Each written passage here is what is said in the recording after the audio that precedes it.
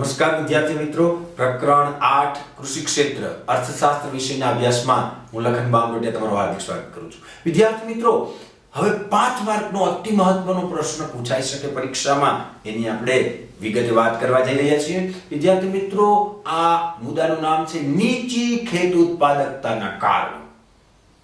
હવે આપણે જાણીએ છીએ ભારત કૃષિ પ્રધાન દેશ છે અને કૃષિ સંબંધિત સમસ્યાઓનો આપણો દેશ સામનો કરી રહ્યો છે. અને આ કૃષિ સંબંધિત સમસ્યાઓને કારણે ભારતની અંદર ખેત ઉત્પાદકતા નીચી છે અને હેક્ટર દીઠ ઉત્પાદન પણ ઓછું થાય છે.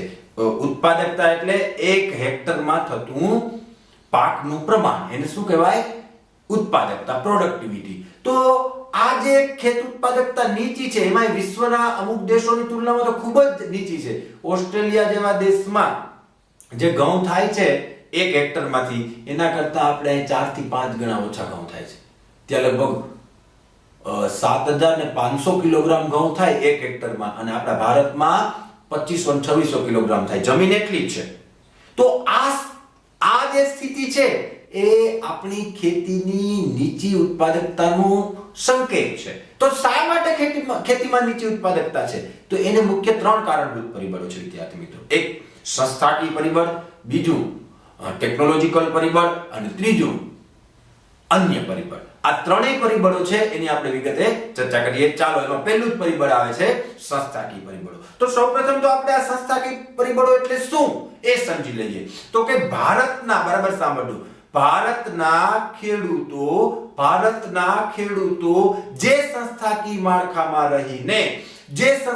માળખામાં રહીને ખેતી કરે છે તેને અસર કરતા ભૌતિક, આર્થિક, સામાજિક અને કાયદાકીય પરિબળોને સંસ્થાકીય પરિબળો કહેવામાં આવે છે. ભારતનું જે સંસ્થાકીય માળખું છે આખું, એ માળખામાં રહીને ખેડૂતો ખેતી કરે. ભૌતિક કે ભાઈ કેવા સ્વરૂપની સગવડો છે ખેડૂતોને પ્રાપ્ય છે.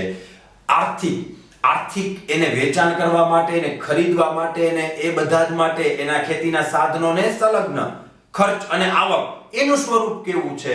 સાથે સાથે સામાજિક માન્યતાઓ કેવી છે, સરકાર દ્વારા જે કાયદા ઘડવામાં આવ્યા છે એ કાયદાઓનું સ્વરૂપ કેવું છે. આ બધી જ બાબતો, આ બધી જ વાત છે એ સંસ્થાકીય પરિબળોની અંદર કરવામાં આવે છે. એને વેચાણ વ્યવસ્થા કેવા પ્રકારનું, ધિરાણની સગવડો કેવા પ્રકારની, ટૂંકમાં બધું જ એને આર્થિકની અંદર સમાવે. એટલે આર્થિક, ભૌતિક, સામાજિક, કાયદાકીય આ બધી જ બાબતો છે એ બધી જ બાબતોને સંસ્થાકીય પરિબળો કહેવાય. અને આ સંસ્થાકીય પરિબળો કૃષિનું ઉત્પાદન કરવામાં, કૃષિની ઉત્પાદકતા જે છે એનું પ્રમાણ ઓછું છે અથવા તો નીચી ઉત્પાદકતા છે એની અંદર અવરોધરૂપ બન્યા છે અને એને કારણે આપણે છે એનો અભ્યાસ કરવાની આવશ્યકતા ઊભી થાય. હવે આ સંસ્થાકીય પરિબળોની અંદર ખાસ તો મહત્વના અંગ્રેજોએ દાખલ કરેલ જે પદ્ધતિઓ છે જમીન મહેસૂલ ઉઘરાવવા માટેની, ખબર છે ને, ઘણા જૂના પિક્ચરોની અંદર આવે છે કે પેલા કેટલો બધો જુલ્મ કરતા કોની ઉપર? ખેડૂતો ઉપર.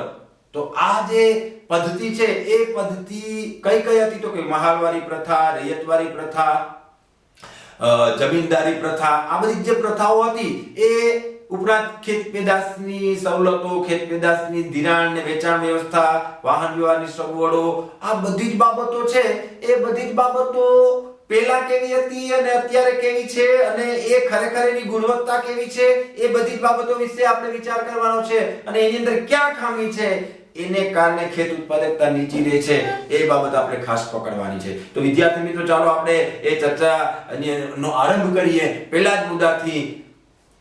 પહેલો જ મુદ્દો છે એમાં જમીન મહેસૂલ ઉઘરાવવાની પ્રથા. તો તમે બધા જાણો છો, અંગ્રેજો આપણા દેશની અંદર હતા.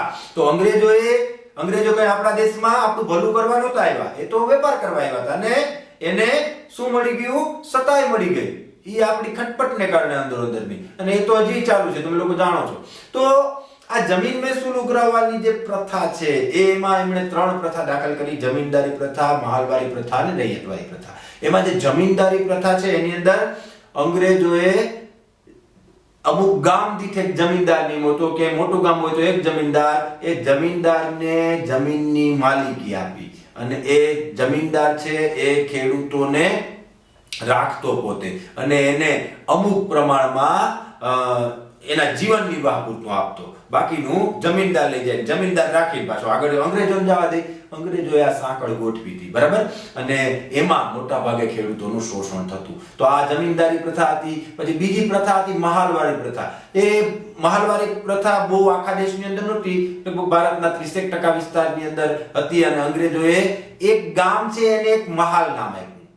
ગામ હોય એને શું કહેતા અંગ્રેજો? મહાલ. અને મહાલ કહેતા એ મહાલની અંદર ગામનો જે મુખી હોય એને સીધો કર અથવા તો મહેસૂલ ઉઘરાવવાની અંગ્રેજોએ સત્તા આપેલી. અને આ બહુ એટલે બહુ પેલી પદ્ધતિ હતી. કેવી પદ્ધતિ હતી? અન્યાયી ને જેમ કહેવાય શોષણખોર. કારણ કે આ મહાલવારી પદ્ધતિની અંદર ક્યારેક તો 66% કર ઉઘરાવવામાં આવતો, પછી એનું પ્રમાણ 50% કર્યું હતું. પણ 66% એટલે કે માની લો કે 100 મણ કપાસ થાય તો 66 મણ તો દઈ દેવાનો અંગ્રેજોને પેલાને, અને ખાલી 33 મણ ખેડૂત પાસે રહે. તો આવી અન્યાયી અને શોષણભરી પદ્ધતિ હતી. એના પછી જે રૈયતવારી પદ્ધતિ હતી. ઘણી વખત આ જમીનદાર અને આ મહાલવારી પદ્ધતિમાં ખૂબ જ ફરિયાદો થઈ, એટલે અંગ્રેજોએ પછી રૈયતવારી પદ્ધતિ દાખલ કરી કે જેમાં સીધો અંગ્રેજો કર ઉઘરાવતા, લોકો સીધો કર કોને આપતા? અંગ્રેજોને આપતા. તો આવી બધી પદ્ધતિઓ છે, એ પદ્ધતિઓ અમલમાં હતી જમીન મહેસૂલની. અને આ જે પદ્ધતિઓ છે એની અંદર મુખ્યત્વે પ્રોબ્લેમ શું હતી? તો કે ખેતી છે એ ખેડૂત જે હતો એના હાથમાં નહોતી. ગણો ત્યાં કે જમીન વિહોણા ખેત મજૂરો ખેતી કરતા. બીજી બાજુ ઉપજનો મોટો ભાગ છે એ ક્યાં જાતો? મહેસૂલ તરીકે, ભાડા તરીકે વયો જતો રહેતો. કોની પાસે જતો રહેતો? અંગ્રેજો પાસે, જમીનદારો પાસે. ખેડૂતો પાસે માત્ર જીવન નિર્વાહ પૂરતું જ રહેવા દેતા પેલા લોકો, અને વધારાનું બધું લઈ લેતા. ખેડૂત વર્ગને આને કારણે ખેત ઉત્પાદન વધે એવો કોઈ રસ રહ્યો નહીં. કારણ કે ગમે એટલું ઉત્પાદન કરે, કોણ લઈ જાય? કાં તો જમીનદાર લઈ જાય, કાં તો ગામનો મુખી લઈ જાય, અને એ પાછો અંગ્રેજોને પહોંચાડે. તો આ પ્રકારની પરિસ્થિતિ હતી. એને કારણે ખેડૂતોને ખેત ઉત્પાદન વધે એમાં રસ નહોતો, અને ખેડૂતો કોઈ પણ ખેતીનું ઉત્પાદન વધે એવા કોઈ પણ પ્રકારના નવા ઉપાયો કે એવું કંઈ કરતા નહોતા. એને કારણે ખેતીનું ઉત્પાદન લગભગ કેવું રહ્યું? એ સમય દરમિયાન સ્થિર રહ્યું. ઉત્પાદનની જે જરૂરિયાત હતી એ અને ખેતી કરતા વર્ગની જરૂરિયાત હતી એ પ્રમાણે ઉત્પાદન થતું નહોતું. અને આ પરિસ્થિતિને કારણે આઝાદી પૂર્વે એમ તો ખેડે તેની જમીન છે એનો કાયદો ઘડવામાં આવ્યો, અને ખેડ હક, સલામતી, સાથ જેને ભાડું કહેવાય છે, એના નિયમન અંગેના કાયદા પણ પસાર કરવામાં આવ્યા હતા. પરંતુ આ કાયદાઓનો સંપૂર્ણપણે અમલ થયો નહોતો, અને એને કારણે આ જે પ્રકારની પરિસ્થિતિ હતી એમાંથી ખેડૂતોને શોષણ મુક્ત કરી શકાયા નહોતા.